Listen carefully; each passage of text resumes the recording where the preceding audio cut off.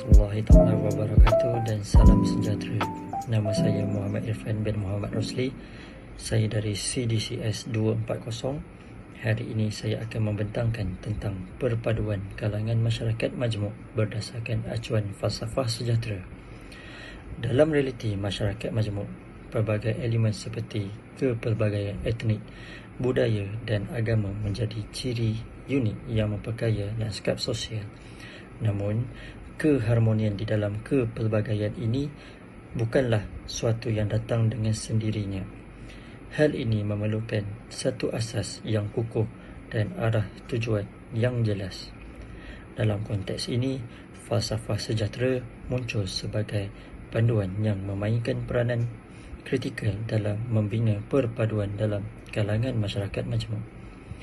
Falsafah sejahtera tidak sekadar memfokuskan kepada kecemerlangan ekonomi semata-mata. Sebaliknya, ia merangkumi nilai kemanusiaan yang melibatkan keadilan, kesederhanaan dan saling menghormati. Dengan merangkumi dimensi sosial, budaya dan agama, falsafah ini membuka pintu kepada pembinaan masyarakat yang seimbang dan harmoni. Falsafah sejahtera menyeru untuk mengapresiasi keunikan dan perbezaan etnik, budaya dan agama sebagai sumber kekayaan. Hal ini ia memberi ruang untuk setiap individu dan kumpulan berkembang tanpa rasa diskriminasi atau ketidakadilan. Penting untuk kita faham bahawa setiap etnik, budaya dan agama membawa kontribusi yang unik kepada kekayaan sesebuah negara. Falsafah sejahtera juga mendorong kita untuk melihat kepelbagaian ini sebagai sumber daya yang boleh memperkukuhkan identiti dan pembangunan masyarakat. Dengan menghargai keunikan setiap kumpulan, masyarakat dapat mengukuhkan perpaduan tanpa melibatkan pengorbanan identiti individu mahupun kumpulan. Assalamualaikum dan selamat sejahtera. Nama saya Syasha Nabila binti Syalihuddin. Saya dari CDCS 240-1A. Hari ini saya akan huraikan tentang isu-isu dan masalah dalam perpaduan kalangan masyarakat majmuk berdasarkan acuan falsafah sejahtera. Perpaduan kalangan masyarakat majmuk adalah suatu cabaran yang kompleks dan melibatkan pelbagai aspek. Falsafah sejahtera Malaysia yang merangkumi prinsip-prinsip seperti keadilan, kesaksamaan dan keharmonian sepatutnya menjadi asbab bagi mencapai perpaduan. Namun, terdapat beberapa isu dan masalah tertentu yang boleh menjadi halangan. Berikut adalah beberapa isu yang mungkin timbul dalam kalangan. Pertama adalah pendidikan dan kesedaran. Ketidakseimbangan pendidikan dan kesedaran mengenai kepelbagaian budaya dan agama boleh menyebabkan stereotip dan prasangka di kalangan masyarakat. Seterusnya, kurangnya pemahaman terhadap nilai-nilai pluralistik dan kepelbagaian boleh menyumbang kepada ketidakfahaman antara kumpulan masyarakat. Kedua adalah ketidaksetaraan sosioekonomi. Ketidaksetaraan sosioekonomi antara kumpulan etnik boleh menimbulkan rasa ketidakpuasan dan kebencian di kalangan masyarakat yang kurang berkemampuan. Seterusnya, kelemahan dalam sistem ekonomi boleh menyebabkan ketidakpuasan dan pergaduhan di kalangan masyarakat majmuk. Ketiga adalah politik identiti. Politik identiti yang ditekankan terlalu kuat boleh menguatkan perbezaan dan mengabaikan persamaan di kalangan masyarakat majmuk.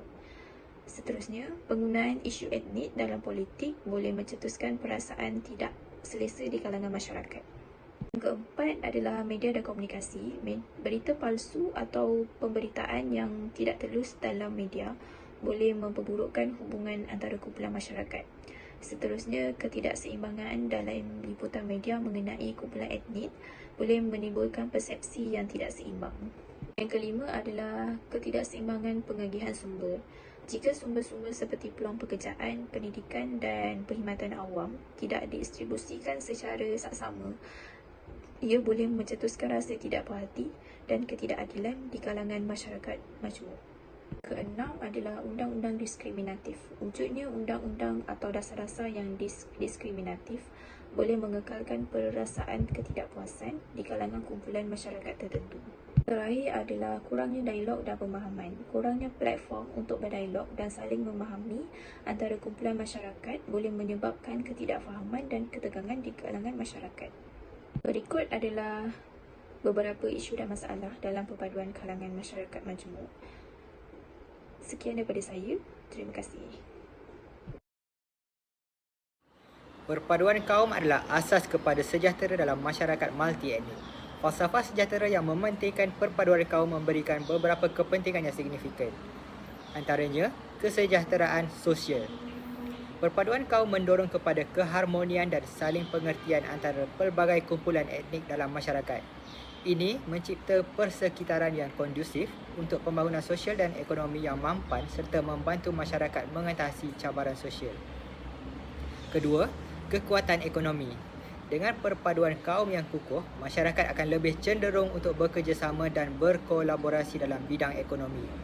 Ini akan membolehkan perkongsian idea, modal dan sumber daya yang akan memperkukuhkan ekonomi serta meningkatkan daya saing.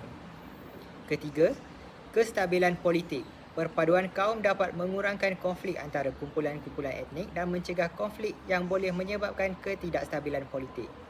Keamanan dan kestabilan politik adalah penting untuk membolehkan pertumbuhan negara dan pembangunan yang berterusan. Keempat, pembangunan budaya. Kepentingan perpaduan kaum dalam falsafah sejahtera adalah untuk menghargai dan memelihara warisan budaya masing-masing kumpulan etnik. Ini dapat memperkukuhkan identiti kebudayaan negara sambil memupuk toleransi dan penghargaan terhadap kepelbagaian budaya. Kelima, kesejahteraan psikologi dan emosi.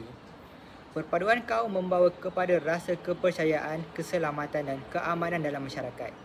Ini membolehkan setiap individu merasa dihargai dan diterima tanpa mengira latar belakang etnik mereka, menyumbang kepada kesejahteraan emosi dan psikologi secara keseluruhan. Oleh itu, perpaduan kaum adalah elemen penting dalam mencapai falsafah sejahtera.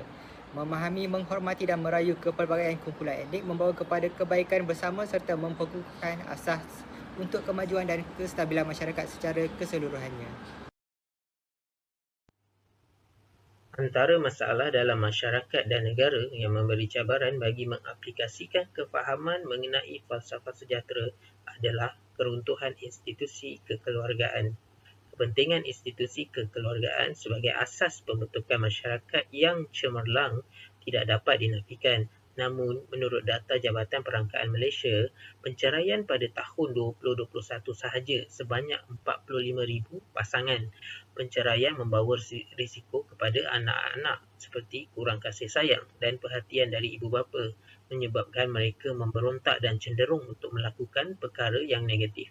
Selain itu, anak-anak juga boleh terjebak dalam kancah kemiskinan apabila bapa gagal memberi nafkah yang cukup. Kemiskinan akan menjejaskan kualiti hidup anak dan merencatkan potensi dari segi pelajaran mereka. Cabaran kedua adalah penurunan kadar remaja yang melanjutkan pelajaran ke peringkat tinggi selepas SPM.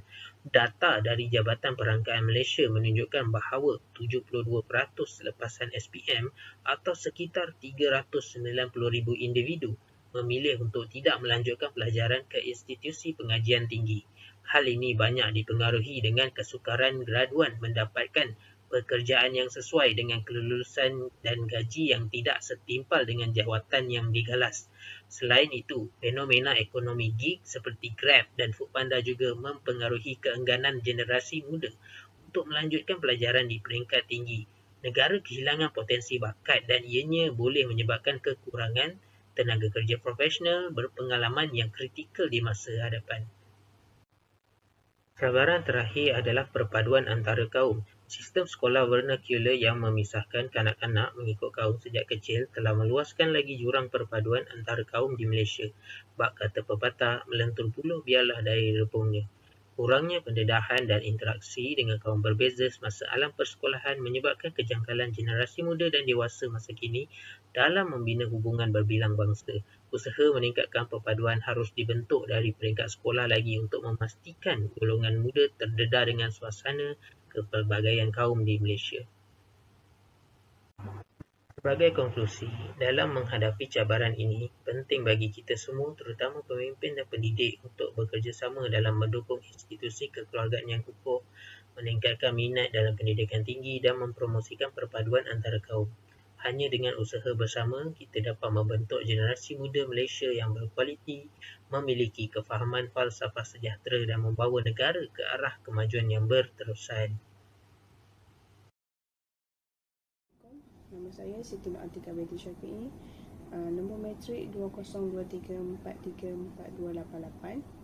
Dalam kutub, kita dapat menyimpulkan bahawa perpaduan kalangan masyarakat majmuk berlandaskan acuan falsafah sejahtera membentuk landasan yang kukuh untuk keharmonian dan kemajuan negara. Falsafah ini dengan prinsip pelbagai kaum, pelbagai agama, pelbagai budaya mendorong kita untuk menerima kepelbagaian sebagai kekuatan. Melalui penanaman nilai-nilai kebebasan beragama, pendidikan yang merangkumi keharmonian dan penghargaan terhadap kepelbagaian budaya, kita dapat membentuk sebuah masyarakat yang lebih bersatu padu. Bahasa kebangsaan menjadi jambatan komunikasi, sementara pengiktirafan hak asasi memastikan setiap individu dihormati tanpa mengira latar belakang. Perpaduan ini bukan sekadar tugas kerajaan semata-mata, ia adalah tanggungjawab bersama. Melalui dialog antara agama dan antara budaya serta kesedaran akan keperluan kesihatan yang saksama, kita dapat memastikan setiap lapisan masyarakat merasa diiktiraf dan disokong. Sebagai warga negara yang sejahtera, kita berperanan dalam memelihara perpaduan ini untuk generasi masa depan. Dengan itu, kita mengejar visi sebuah negara yang makmur, aman dan bersatu seiring dengan cita-cita falsafah sejahtera yang menjadi perpaduan kita. Sekian, terima kasih.